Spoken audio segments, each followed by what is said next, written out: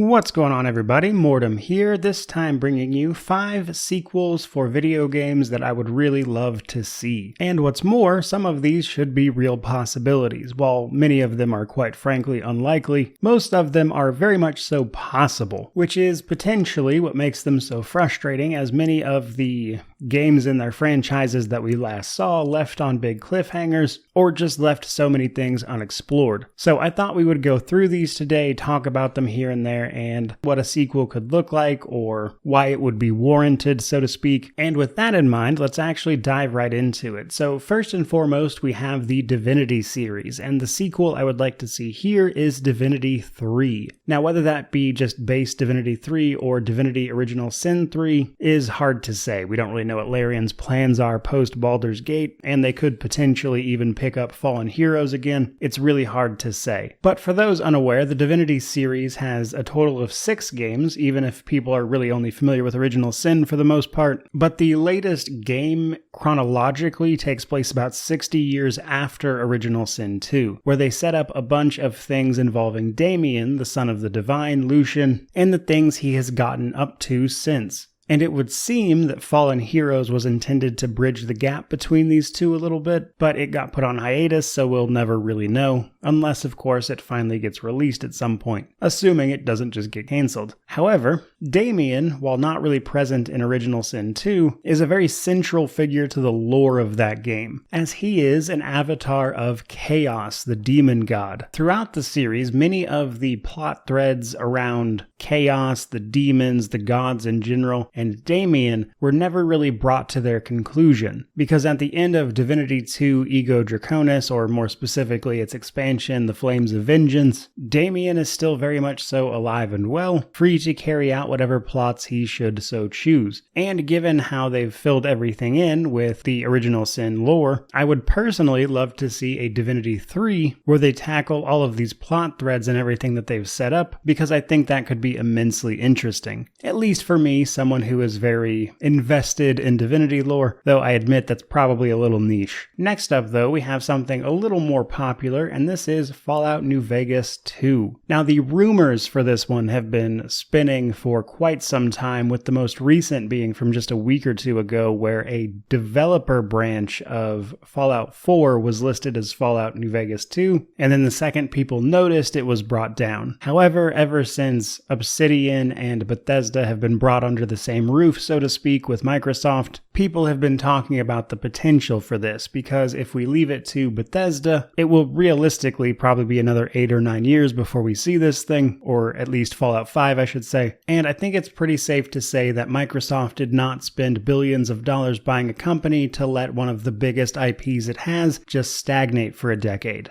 So handing that to Obsidian to make a non-mainline game makes a lot of sense, provided of course it could be done correctly, that is to say faithful, if you will, as a sequel. Though the one problem with this theory is simply that Obsidian is very busy. We know they're working on Avowed and The Outer Worlds 2. They also have smaller teams working on a few other things. So I think it's very possible that the reason we haven't heard anything yet might simply be that they don't have the spare development resources, so to speak, to actually make something. So while it's certainly possible, we still don't have an answer to what that would even look like though, as I doubt much has been laid in terms of plans. But if they're literally going to call it New Vegas 2, you would imagine it would still have something to do with New Vegas, of course, potentially sometime in the future after the ramifications of whatever choice you made could be mitigated by time, so to speak, so exactly who you sided with in the first game, etc. wasn't a wildly huge deal. Or they could go crazy and maybe potentially let you import a save or something, or decide who you had actually sided with from the first game and then have that spin into new scenarios in a sequel, which would certainly be a pretty cool option. So while I'm not really holding my breath, it is in the realm of possibility, and I would love to see a New Vegas 2 just like most people would. That, though, brings us to our third on the list with Tyranny. Tyranny is one of my favorite CRPGs. I've talked about it fairly regularly, as it is a CRPG where the bad guy has pretty much won, and the story of Tyranny revolves around your character's rise to power and kind of what that looks like. However, the first game ends on a huge cliffhanger, so spoilers for that, of course, but this cliffhanger sees our character finally rising up to challenge the overlord known as Kairos, who's seen as some sort of all-powerful ruler. And that's where the game ends. It kind of feels like right as Tyranny is getting its footing, the game ends, which is naturally a bit of a frustrating way to leave off a title. But unfortunately, Tyranny also didn't sell particularly well, which I would imagine is why even with such a clear direction in terms of where they would take a sequel, we never really see or hear anything about it. Now, there is potential with Microsoft's buyout that they could decide to revive this IP anyway, as they've clearly shown interest in working on smaller projects like they did with Pentiment, but ultimately Tyranny as an IP has so much potential and they barely scratched the surface of it, so despite the low sales numbers on that initial title, I think it would be a real shame to let the ideas at play here go, which is why I'm still holding out hope for a sequel even if it never happens.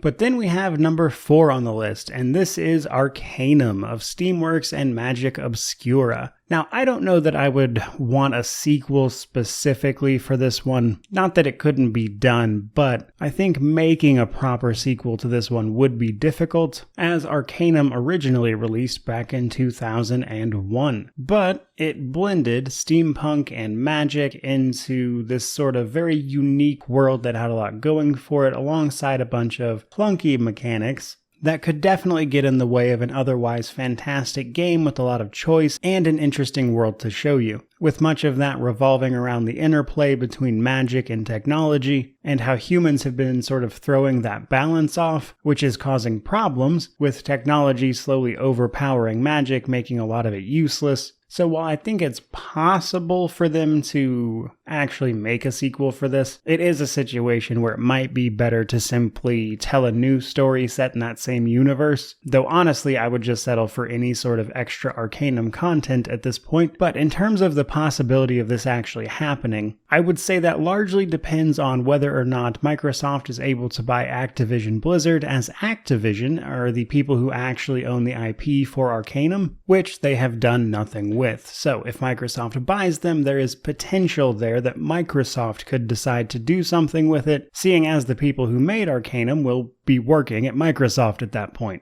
under a variety of teams known for their CRPGs, and while I don't think it would be a huge project in terms of resources allocated, I think given the cult classic status of that game and how much people really enjoy it, alongside with videos about it that have received millions of views, I think there's clearly at least a little bit of interest there, so I could see them rolling the dice on it. Or at least I can dream. That, though, does bring us to our final entry with Pillars of Eternity 3, or a sequel to Pillars of Eternity 2 Deadfire, which is a little bit complicated with Avowed. You see, Obsidian is known to be working on Avowed, which will be set in the same universe as the Pillars of Eternity world, which is Aora, and we don't really know what Avowed is supposed to be at this point. There were rumors it was going to be a prequel at some point, but now Avowed was announced several years ago, and we still haven't heard anything about it besides rumors and speculation, which have been a little on the negative side, frankly. So in my opinion, it's hard to say what the state of that project looks like from the outside looking in. So whether or not that could even be a potential follow-up to Pillars of Eternity 2, and the ending that left us with, is hard to say. But much like Tyranny, Pillars of Eternity 2 from Obsidian again left off on a bit of a cliffhanger. While some things will be resolved, so to speak, a lot of it is left very much so open for interpretation, with a long-standing, almost metaphysical reality of that world being shattered, and with the fallout of that being tumultuous at best, which could certainly lead to a sequel that both explained the new reality of this world, while also providing a pretty exciting setting for you to do new things in. maybe explore new magic that popped up in the wake of this, or new discoveries with animancy, which is in the previous 2 games, which is to say soul magic. And there's just so many ways they could take that and so many things they could do with that I can safely say that it is one of my most desired sequels. I would say Divinity 3 is probably the number one if I'm being honest. A sequel to Deadfire is right under that. That, though, has been 5 sequels for games I would really love to see. Though with that in mind, I would certainly love to hear what you think about this subject. So by all means, let me know what sequels you would love to see, as there are many IPs out there that have not gotten quite the amount of love as I'm sure many of us would want them to. So naturally, don't forget to like, comment, subscribe, all that YouTube jazz. But regardless of any of that, truly, just thank you so much for watching. I really do appreciate it. May you wander in wisdom and have an amazing day.